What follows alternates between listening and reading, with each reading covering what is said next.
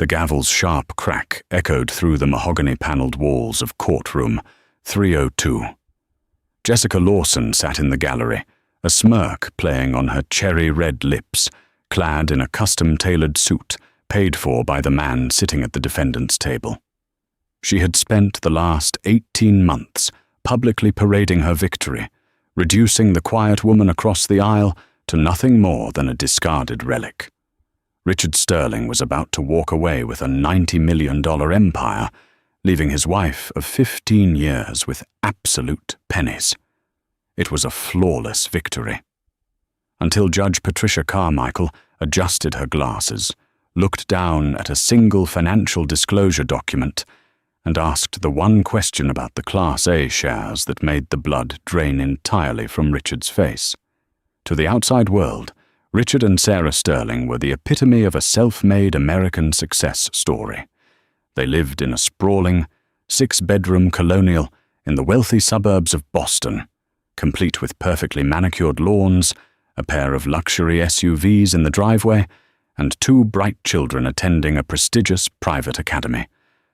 Richard was the charismatic, silver-tongued CEO of Sterling Freight and Logistics, a mid-sized, tech-driven supply chain company that had revolutionized how local manufacturing plants tracked their shipments.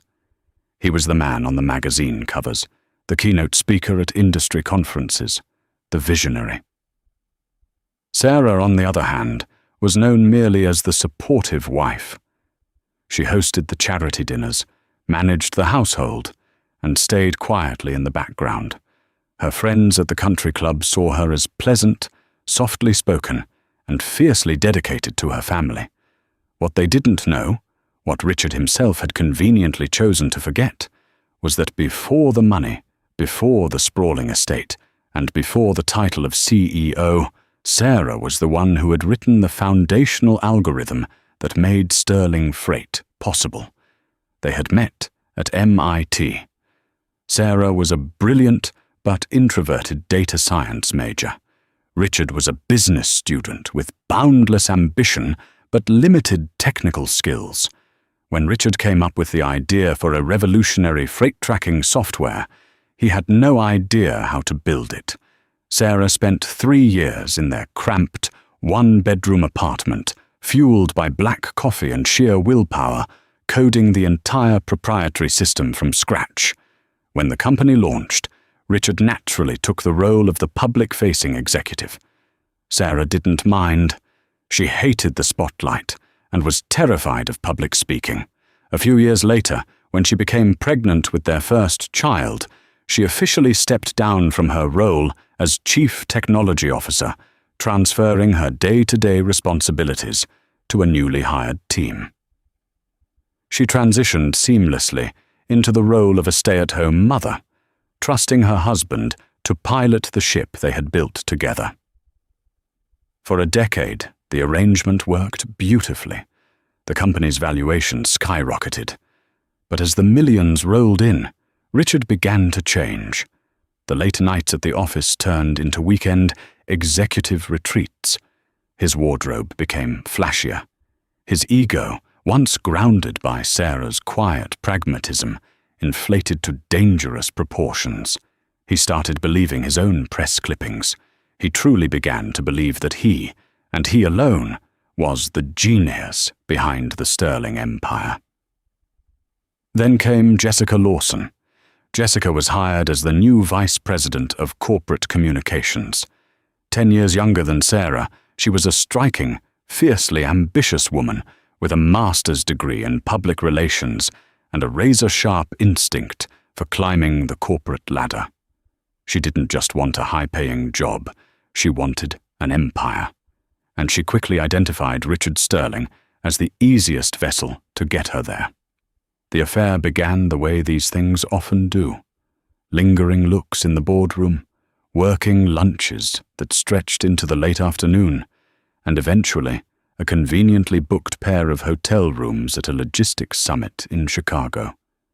Jessica was everything Sarah was not, loud, demanding, and constantly feeding Richard's massive ego. She told him he was a titan, an unparalleled genius being held back by a domestic, boring wife who didn't understand the pressures of his greatness. Richard drank it in like a man dying of thirst. Sarah first noticed the shift in Richard's demeanor during their 15th wedding anniversary. Instead of the intimate dinner they usually shared, Richard had booked a loud, ostentatious party at a downtown steakhouse, inviting mostly his executives, including Jessica. That night, Sarah watched as Jessica laughed a little too loudly at Richard's jokes, her hand resting just a second too long on his forearm. When Sarah quietly brought it up on the drive home, Richard exploded. "Are you insane?" he had snapped, gripping the steering wheel. "Jessica is a crucial part of the executive team. I am carrying the weight of a $90 million company on my back, Sarah. For once, could you not act like a paranoid, ungrateful housewife?" The gaslighting was brutal, and for a few months, it worked. Sarah convinced herself she was imagining things. She doubled down on trying to be the perfect wife. But the truth, much like the data algorithms Sarah used to write, always leaves a trail. She found out on a rainy Tuesday morning. Richard had left his secondary iPad on the kitchen counter. An iCloud sync error caused an iMessage notification to pop up on the locked screen. It wasn't a text. It was a calendar invite from Jessica Lawson. "St. Bart's getaway. Just the two of us. Can't wait to celebrate your freedom." Sarah didn't scream. She didn't throw the iPad against the wall. Instead, the mind of the data scientist woke up from a 10-year slumber. She calmly unlocked the iPad, using the passcode Richard thought she didn't know, exported the entire message history, the hidden photo albums, and the digital receipts for diamond earrings and luxury hotel suites. She backed it all up onto 3 separate encrypted flash drives. Then, she placed the iPad exactly where she found it, made herself a cup of chamomile tea, and began to plan. 2 weeks after the iPad discovery, Richard sat Sarah down in his heavy mahogany home office. He didn't look remorseful. He looked annoyed. "I'm filing for divorce," he stated, his voice devoid of any warmth. "I've outgrown this marriage, Sarah. You've become too complacent, and frankly, we are moving in completely different directions. My lawyer will be in touch." He admitted to the relationship with Jessica, but framed it not as a betrayal, but as an inevitable evolution. "She understands the business," Richard justified smoothly. "She understands me." Sarah sat perfectly still, her hands folded in her lap. "And what about our lives? The children? The company we built?" Richard scoffed. "The company I built, Sarah. Let's not rewrite history. You helped out a bit in the beginning, sure, but I secured the funding. I made the sales. I am the face. The company is mine." He then pulled out his trump card. 7 years prior, right before the company went public with a massive Series B funding round, Richard had asked Sarah to sign a post-nuptial agreement. He had framed it as a standard liability shield to protect their personal assets, the house and their savings, in case the company was ever sued for a data breach. Trusting her husband implicitly, Sarah had signed it without having her own independent counsel review it. "The post-nup is ironclad," Richard said coldly. "You keep the house, your car, and I'll pay you a generous alimony of $20,000 a month for 5 years. But sterling freight is off the table. It's a premarital asset, shielded by the post-nup. If you fight me on this, my legal team will bury you. You'll drain what little money you have and end up with nothing. Take the graceful exit, Sarah." Richard packed his bags that afternoon and moved into a $15,000 a month luxury penthouse downtown. Jessica moved in 3 days later. If Richard was cold, Jessica was relentlessly cruel. Having secured the prize, she felt the need to make sure the world knew it. She began a targeted campaign of humiliation. Jessica took to Instagram and Facebook, posting photos of the penthouse, the expensive dinners, and the gifts Richard showered upon her. Her captions were thinly veiled daggers aimed directly at Sarah.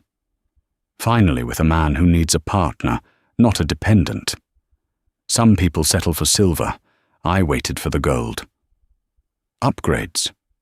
Jessica even showed up at the children's private school functions, introducing herself to the other mothers as Richard's fiancée.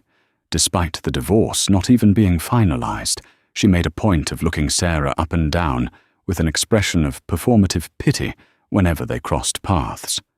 In the tight-knit, gossipy circles of Boston's elite, Sarah quickly became the tragic, dumped housewife. Friends she had known for years suddenly stopped returning her calls, not wanting to alienate the powerful and wealthy Richard Sterling. Sarah endured it all in silence. She hired a modest, unassuming family lawyer named David Horowitz. Compared to Richard's attorney, Benjamin Croft, a notoriously aggressive shark who charged $1,000 an hour, David looked like a substitute teacher. When Croft sent over the initial settlement offer, heavy-handed and full of threats about dragging Sarah through a grueling deposition, David simply replied that they would review it. Behind closed doors, however, David and Sarah were not cowering.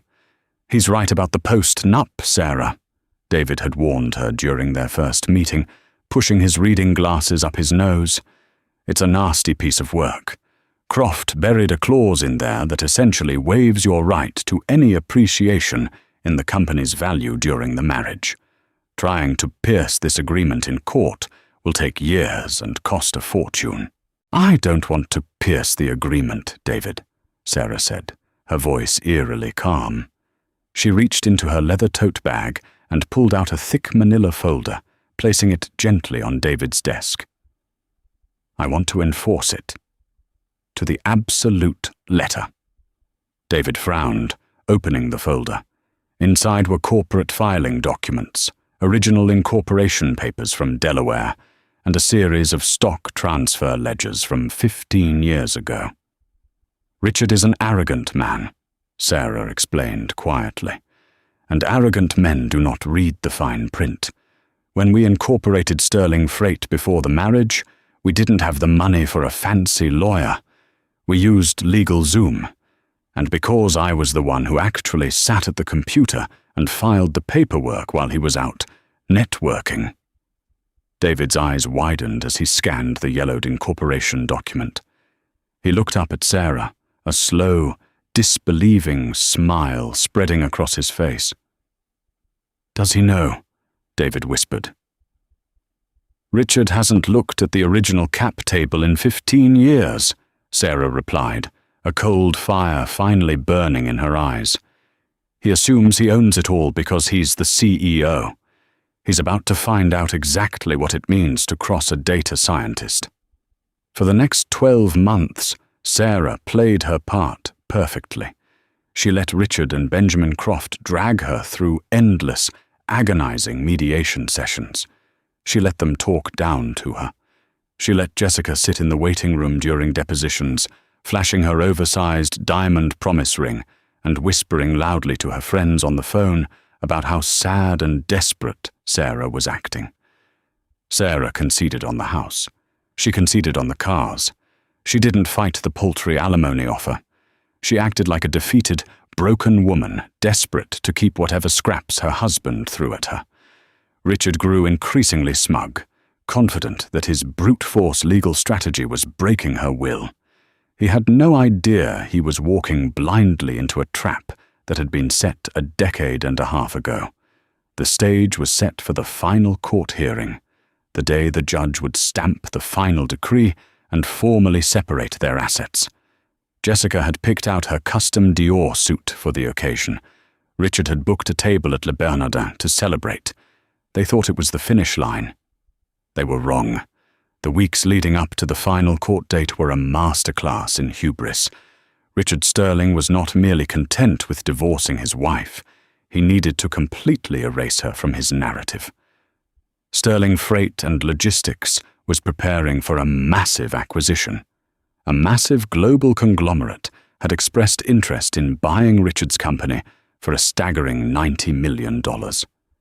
For the deal to go through smoothly, Richard needed his personal life aggressively sterilized and his cap table pristine. He needed the divorce finalized, and he needed Sarah gone. Jessica Lawson, fully embracing her role as the incoming queen of the Sterling Empire, escalated her campaign of psychological warfare. Having secured the penthouse and the promise ring, she now wanted the social validation that came with her impending marriage. She began leaking accidental details to the Boston socialite circles about an upcoming winter wedding at the Plaza in New York.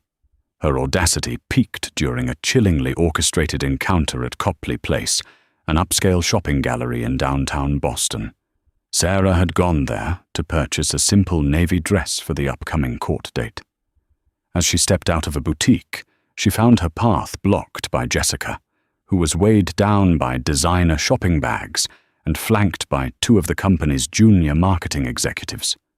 "Sarah, oh my goodness, how are you holding up?" Jessica cooed, her voice pitched perfectly to ensure everyone in a 20-foot radius could hear. She wore a sympathetic pout that didn't reach her cold, calculating eyes. "I'm fine, Jessica," Sarah replied evenly, attempting to sidestep her.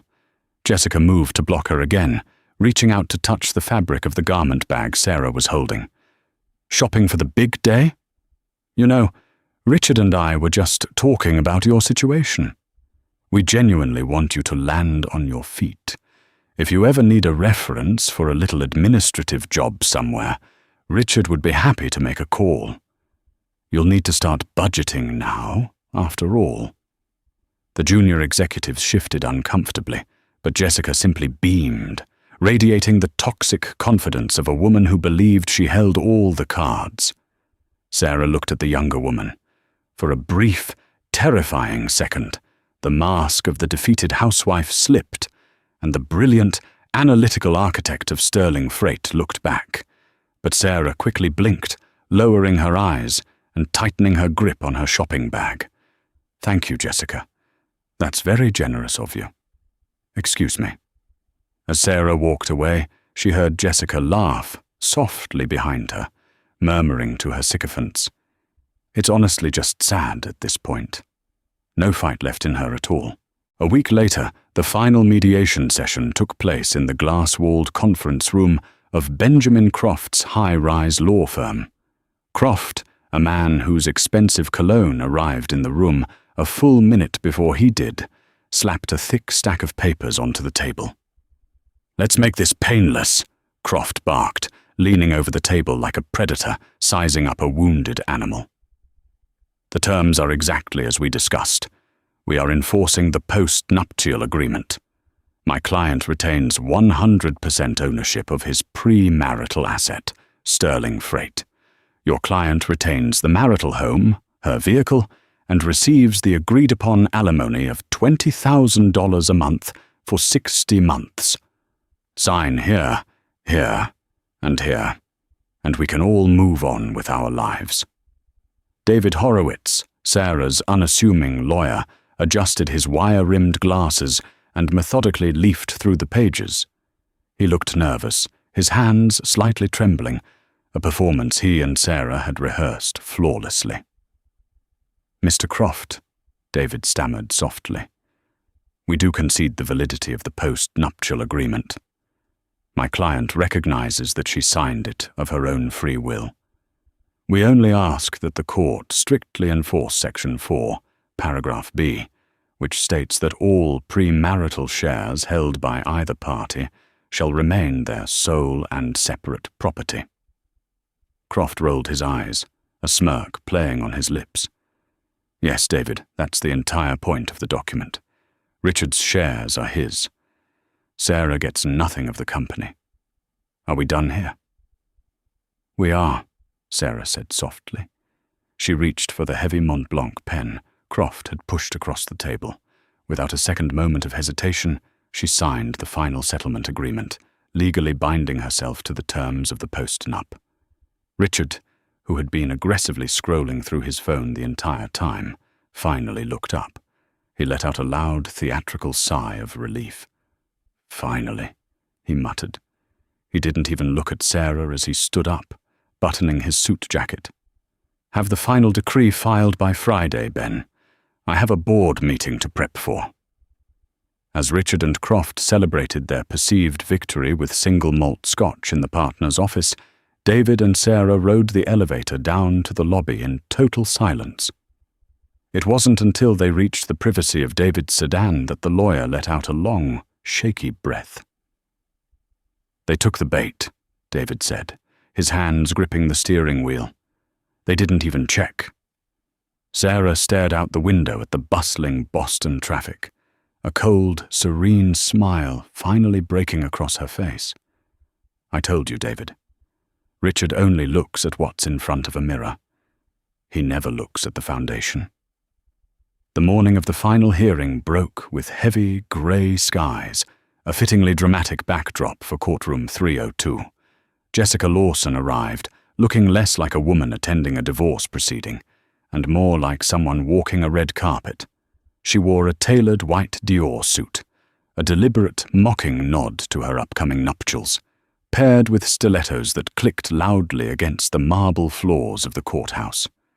Richard walked beside her, practically vibrating with smug energy in a custom Brioni suit. He looked like a man about to be crowned king. Sarah arrived quietly through a side entrance, accompanied only by David Horowitz. She wore the simple navy dress she had purchased at Copley Place, her hair pulled back into a neat, unassuming bun. When she took her seat at the plaintiff's table, she kept her eyes fixed firmly on the heavy wooden desk in front of her. Judge Patricia Carmichael was a veteran of the family court system. A severe, sharp-eyed woman in her late 50s, she had spent decades wading through the bitter wreckage of broken marriages. She had no patience for theatrics, and as she took the bench, her gaze immediately landed on Jessica, whose presence in the gallery, dressed in bridal white, was a blatant breach of courtroom decorum. Judge Carmichael's eyes narrowed imperceptibly, making a silent, damning assessment of Richard Sterling's character before the proceedings even began. "Case number 48, 2-B, Sterling versus Sterling," the bailiff announced. "All right, let's get this over with," Judge Carmichael said, pulling the heavy case file toward her. "I have a signed settlement agreement before me. Mr. Croft, I understand your client is seeking to expedite this final decree based on a pre-existing post-nuptial contract." Benjamin Croft stood up, projecting his booming voice to ensure everyone in the gallery, especially Jessica, could hear his triumph. "That is correct, Your Honor. The parties have agreed to a fair and equitable division of the marital assets. Furthermore, both parties have stipulated to the validity of a post-nuptial agreement signed 7 years ago, which expressly protects my client's pre-marital asset, Sterling Freight and Logistics, from any division. Mr. Horowitz." Judge Carmichael looked over her reading glasses at Sarah's table. "Does your client understand that by stipulating to this agreement, she is waiving any claim to the appreciation of this company during the marriage?" David stood up slowly. "She does, Your Honor. In fact, we are relying entirely on the strict enforcement of that exact post-nuptial agreement today. Specifically, the clause that dictates each party shall retain their exact premarital shares of the company as their sole and separate property." Croft let out a patronizing chuckle. "As I stated, Your Honor, the company is entirely my client's premarital property. This is a simple rubber stamp." Judge Carmichael frowned, opening a secondary folder that David Horowitz had filed the previous afternoon. "Well, Mr. Croft, if it's a simple rubber stamp, then you won't mind explaining this discrepancy in the financial disclosures." The courtroom fell silent. Richard stopped chewing his thumbnail. Jessica leaned forward in the pews, her brow furrowing. "Discrepancy, Your Honor?" Croft asked, a hint of genuine confusion creeping into his voice. "Yes," Judge Carmichael said, her tone dripping with sudden, icy authority. She held up a yellowed, watermarked document. "I am looking at Exhibit C, filed by Mr. Horowitz. These are the original incorporation documents, and the initial cap table filed in the state of Delaware 15 years ago, before the marriage took place. The exact documents that establish the premarital shares your post-nup protects." Croft waved a dismissive hand. "Your Honor, those are just boilerplate filings from when my client started the business in his garage. He is the founder and CEO. He may be the CEO, Mr. Croft," Judge Carmichael said, her voice dropping an octave, "but according to these legally binding foundational documents, he is not the sole founder, nor is he the majority shareholder." Richard's blood ran cold.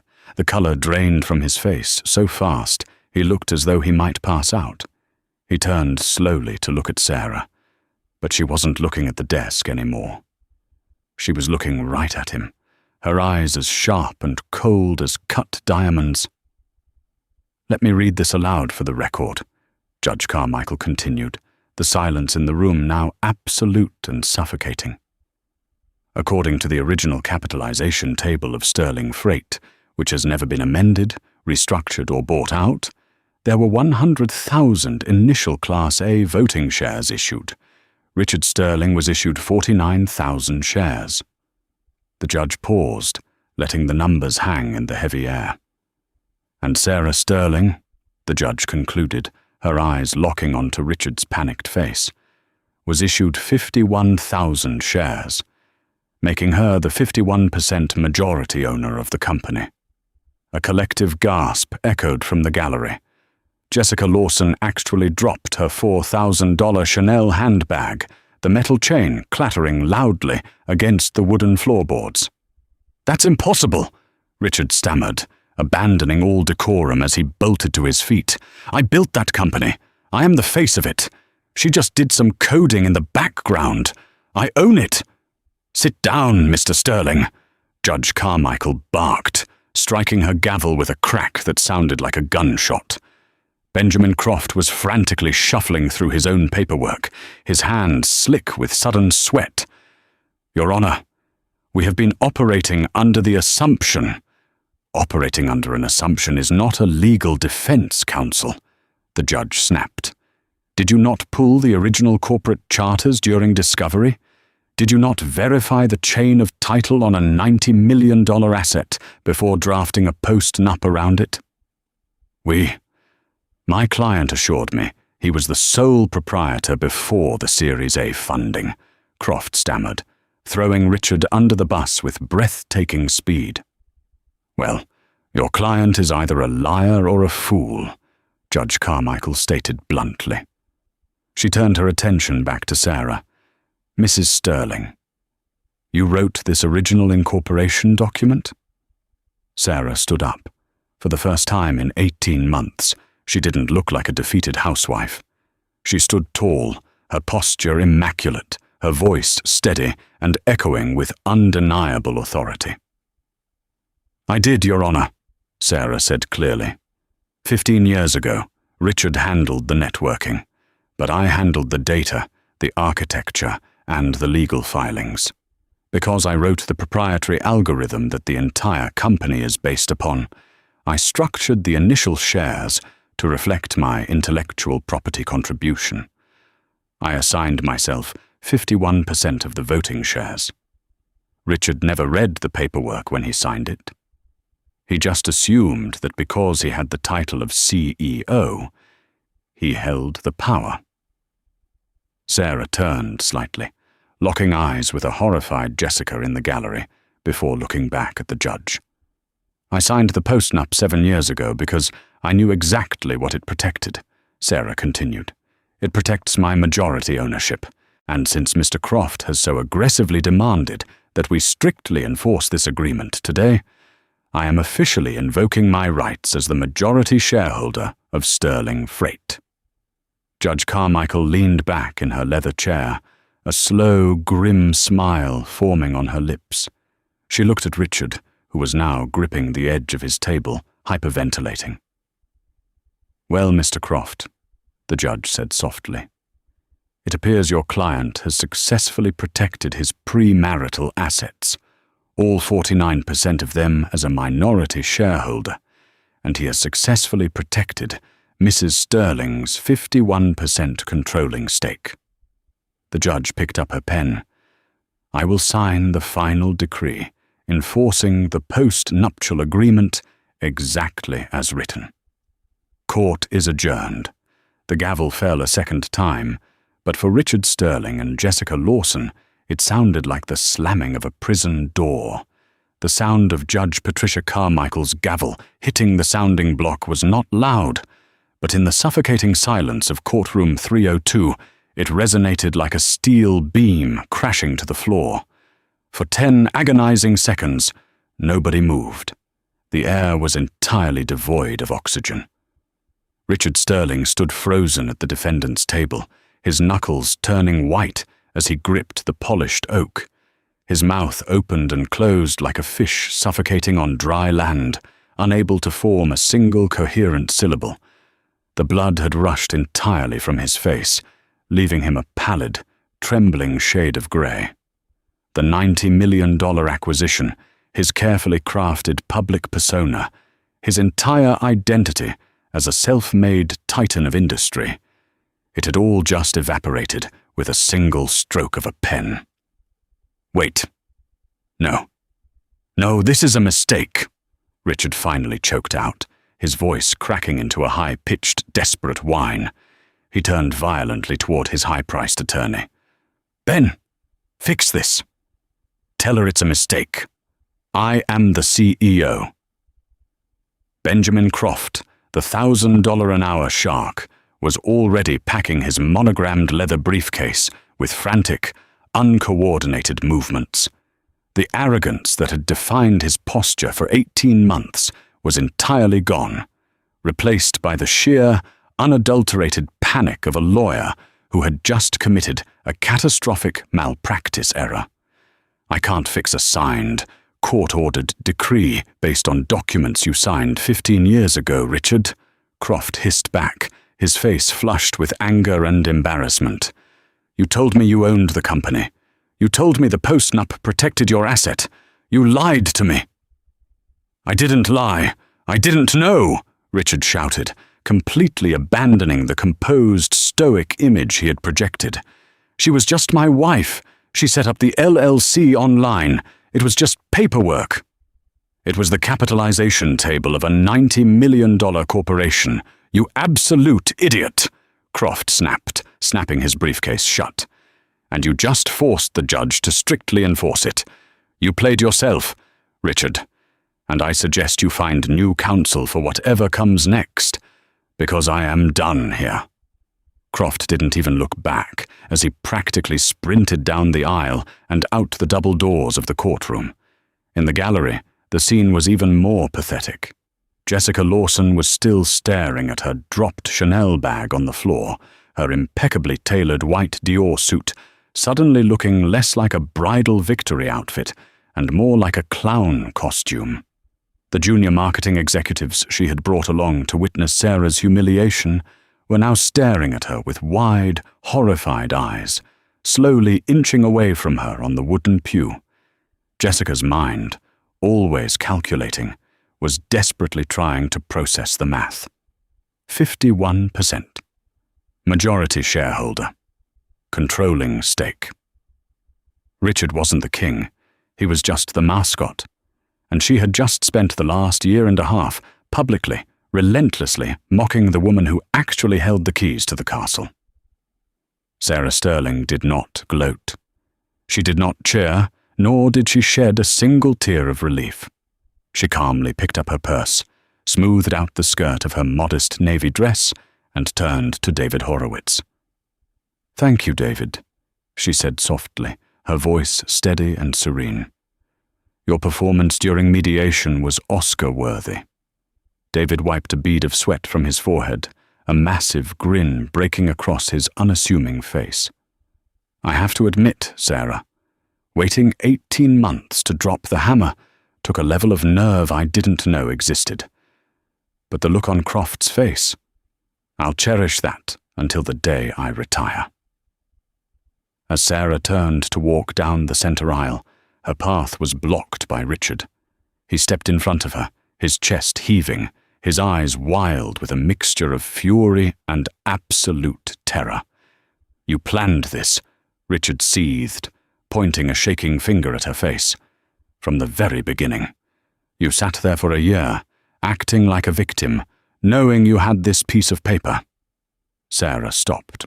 She looked at the man she had loved, the man she had built a life with, the man who had thrown her away like garbage the moment he felt she no longer served his ego.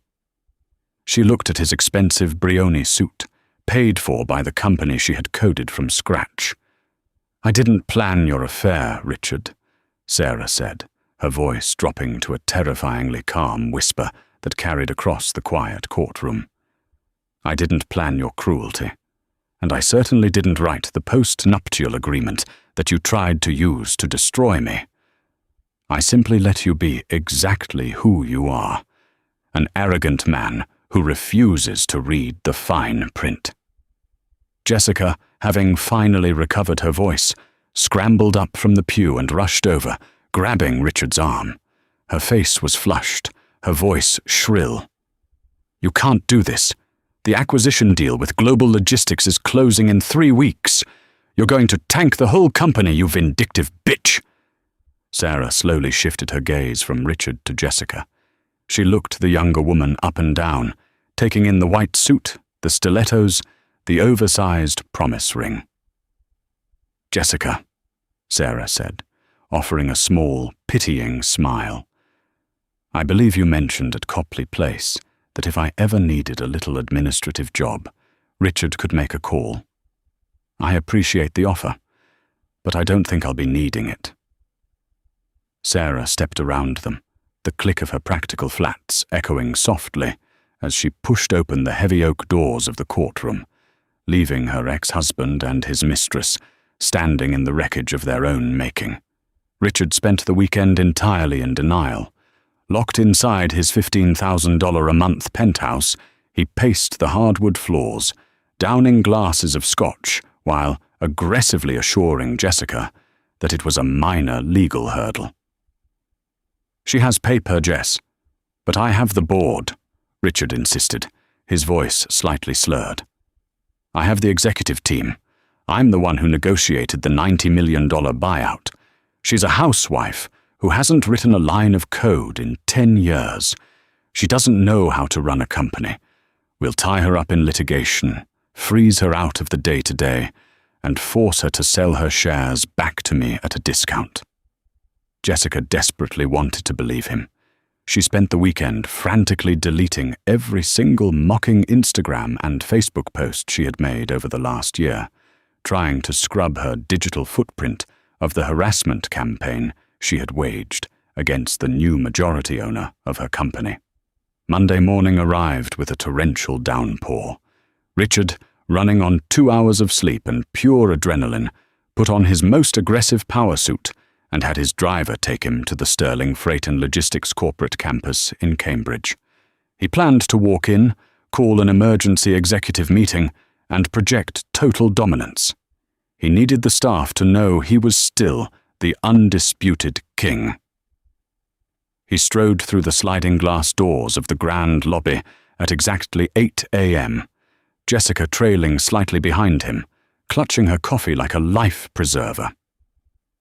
"Morning, Brenda," Richard barked at the head receptionist. "Call the executive team. I want everyone in the main boardroom in 10 minutes. No exceptions." Brenda, who usually greeted him with a bright smile and a subservient nod, didn't move. She looked at Richard, her eyes darting nervously toward the elevator banks. "Mr. Sterling, I can't do that, sir." Richard stopped dead in his tracks. "Excuse me? What do you mean you can't do that?" Before Brenda could answer, the silver doors of the executive elevator chimed and opened. Stepping out into the lobby was not an executive, but a uniformed private security contractor. Behind him stood 2 more security guards, and flanked between them was Sarah Sterling. She wasn't wearing a modest navy dress today. She was wearing a razor-sharp, charcoal grey tailored suit. Her hair was blown out, her posture was impeccable, and she carried a sleek leather portfolio. She looked exactly like what she was, a CEO. "They can't do that, Richard, because Brenda no longer answers to you," Sarah said, her voice ringing with absolute, icy authority across the marble lobby. Employees who had been getting their morning coffee stopped dead. The entire lobby froze, turning to watch the confrontation. "What is this?" Richard demanded, his face flushing with immediate rage. He took a step forward, but the lead security guard smoothly stepped into his path, placing a firm hand on his chest to stop him. "Sarah, you are out of your mind. You can't just walk in here with rent-a-cops. I am the chief executive officer of this company." "You were the chief executive officer," Sarah corrected him, opening her leather portfolio. She pulled out a stack of freshly printed documents on heavy corporate letterhead. "As of 7 a.m. this morning, I exercised my 51% voting rights to convene an emergency single shareholder resolution. The first order of business was restructuring the board of directors. The second order of business was a vote of no confidence in your leadership." Sarah held out the paper. "You are officially terminated as CEO of Sterling Freight, effective immediately, for gross negligence regarding the corporate capitalization structure and violating the moral turpitude clause of your executive contract." Richard stared at the paper as if it were coated in poison. "You can't do this. The board would never allow this." "The board," Sarah replied evenly, "was legally obligated to recognize the majority shareholder.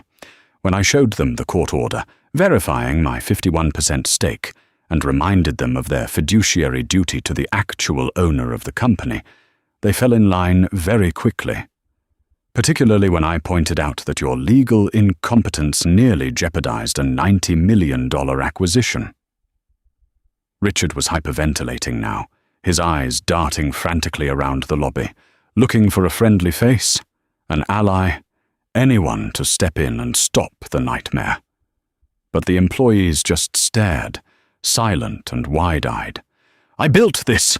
Richard screamed, spittle flying from his lips. "You sat at home playing with the kids while I was on airplanes. I made this company worth $90 million.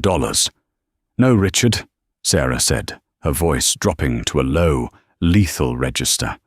"You sold a product. I built the product. And because I built it, I own it. You will receive your standard severance package for a terminated executive, minus the legal fees the company will incur to untangle your mess. You retain your 49% minority shares, which, unfortunately for you, no longer carry voting rights." Jessica, sensing the absolute collapse of her empire, stepped forward, her voice trembling. "Sarah, Mrs. Sterling, please, we can be adults about this. We can sit down and figure out a transition plan, the global logistics acquisition." Sarah turned her piercing gaze to Jessica, stopping the younger woman mid-sentence. "Ah, yes. The Vice President of Corporate Communications," Sarah said dryly. "Ms. Lawson, your position has been eliminated. I find that your recent public communications regarding the company's internal affairs lack the professionalism required for our brand." Jessica's jaw dropped. "You're firing me? You can't fire me because of a personal grudge. I'll sue you for wrongful termination." "You are an at-will employee, Jessica," Sarah replied, without missing a beat. "And I assure you, it's not a personal grudge. It's simply good business to remove toxic liabilities before a major corporate sale." Sarah gestured to the security guards. "Gentlemen, please escort Mr. Sterling and Miss Lawson to their former offices. Supervise them while they pack their personal belongings, and then escort them off the property. Ensure their keycards and corporate devices are confiscated. "Sarah, please," Richard suddenly begged, his anger breaking into genuine, pathetic desperation. He tried to push past the guard. "The acquisition! The 90 million! We can split it! Don't do this to me!" "The acquisition is moving forward," Sarah said, turning her back on him and walking toward the elevator. She paused, looking over her shoulder one last time. "But as the controlling shareholder, I've informed Global Logistics that I will not be selling my 51%. I'm retaining controlling interest. They are, however, very interested in buying out the minority shareholder at a heavily discounted rate. I believe their opening offer for your shares is roughly 20 cents on the dollar." She offered him a cold, final smile. "Take the graceful exit, Richard." With that, Sarah stepped into the elevator, the silver doors sliding shut, leaving Richard and Jessica standing in the lobby surrounded by security, their $90 million dreams reduced to absolute ashes. The days following the hostile takeover at the Cambridge corporate campus were a brutal, unforgiving descent into reality for Richard Sterling.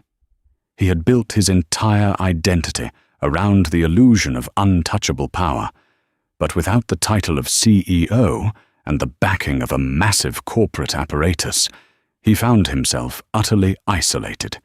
His first instinct was to fight. He spent 48 hours frantically calling every high-powered corporate litigator in Boston, desperately trying to find a shark willing to challenge Sarah's maneuver. He eventually secured a meeting with Thomas Gregory, a senior partner at a notoriously aggressive firm known for corporate warfare.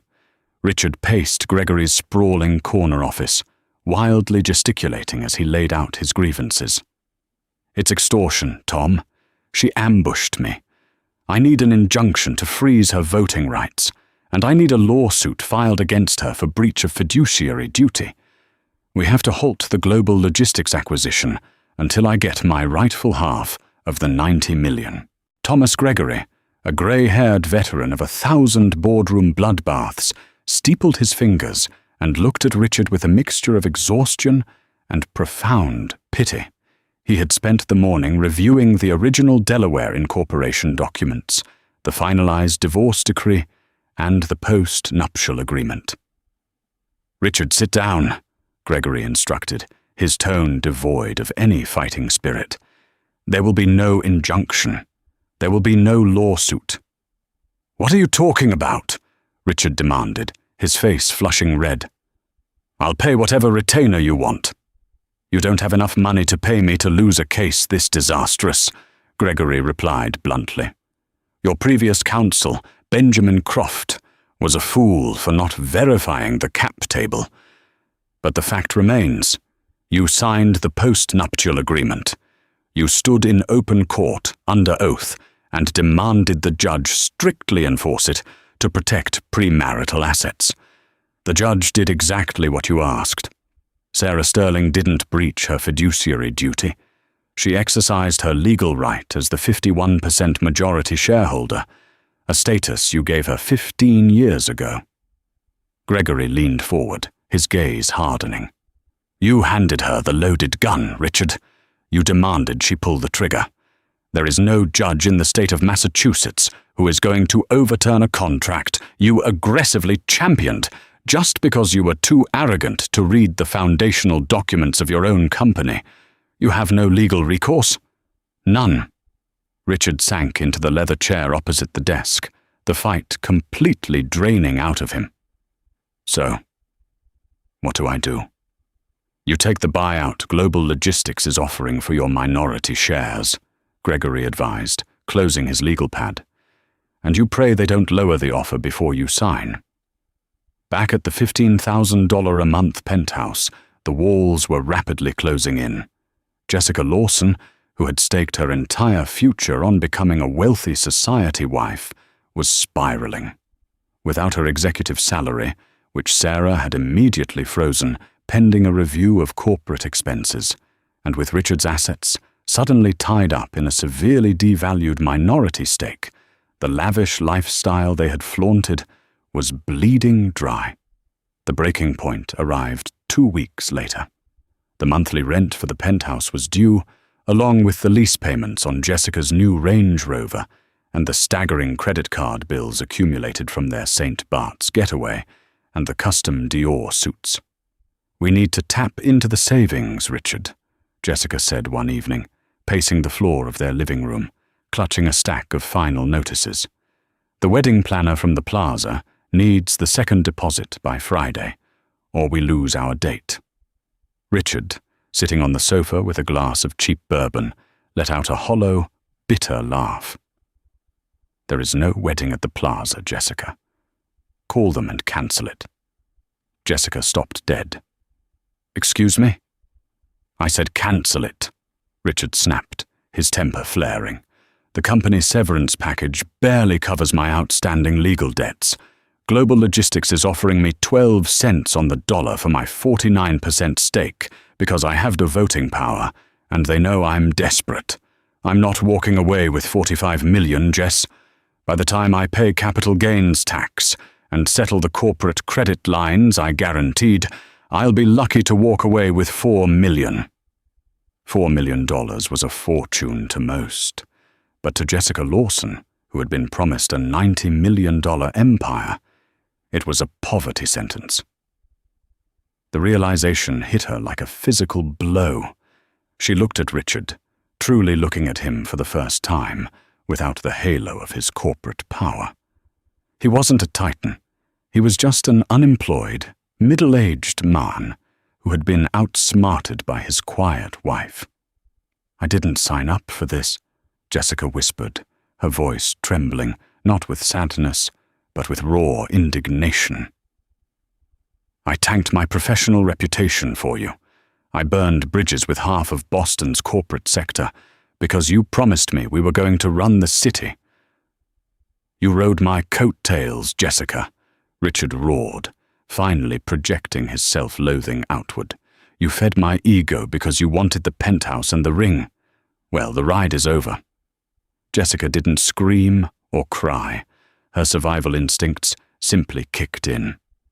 She walked into the master bedroom, pulled out her Louis Vuitton luggage, and began packing. She didn't leave a note.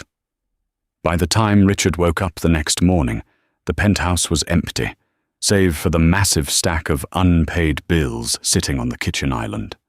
The promise ring, a heavy 5-carat diamond, was left abandoned on the marble counter. While Richard's world collapsed, Sarah Sterling's new era was just beginning. She did not stumble in her new role. The transition was seamless, largely because Sarah possessed something Richard never did, an intimate, microscopic understanding of the product. When she sat down with William Horton, the CEO of Global Logistics, she didn't offer him empty corporate buzzwords or flashy sales pitches. She opened her laptop and showed him exactly how her proprietary algorithm could integrate into their global supply chain, saving them an estimated $30 million in logistical waste within the first 2 fiscal quarters. Horton, a pragmatic man who valued substance over style, was deeply impressed. "Your ex-husband was a decent salesman, Mrs. Sterling," Horton remarked during their final acquisition meeting. "But it's remarkably clear who the actual architect of this company is. We are thrilled to have you staying on as the head of the autonomous subsidiary." The deal was finalized smoothly. Global Logistics acquired Richard's heavily discounted minority shares for a mere $5.8 million, completely severing his ties to the company he had once claimed as his absolute domain. Sarah, meanwhile, retained her 51% controlling interest, partnering with the conglomerate to expand Sterling Freight, now rebranded simply as Sterling Data Solutions, onto the international stage. A year later, the dust had fully settled. Richard had moved out of Boston entirely, unable to face the social and professional humiliation. He relocated to a modest condominium in a mid-sized market in Ohio, attempting to start a consulting firm. But without the backing of Sarah's brilliant coding or the momentum of a successful tech startup, he struggled to secure clients. He was just another salesman trying to peddle outdated ideas in a rapidly evolving industry. Jessica Lawson attempted to re-enter the corporate communications field, but the very public, humiliating nature of the court case and her documented history of harassing the current CEO of a major tech subsidiary made her a pariah.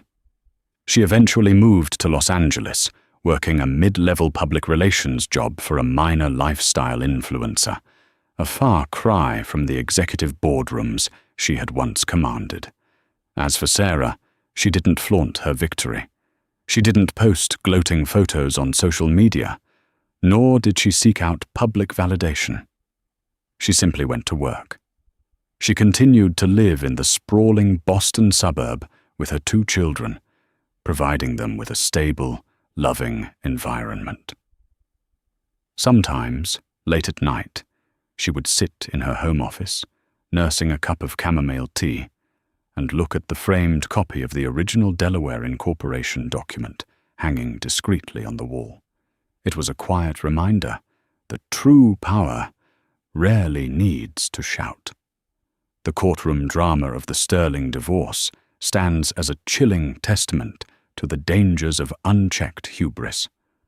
Richard Sterling and Jessica Lawson spent 18 months meticulously building an altar to their own egos, entirely convinced they could discard Sarah as a powerless relic of the past. Their fatal flaw was confusing visibility with actual value.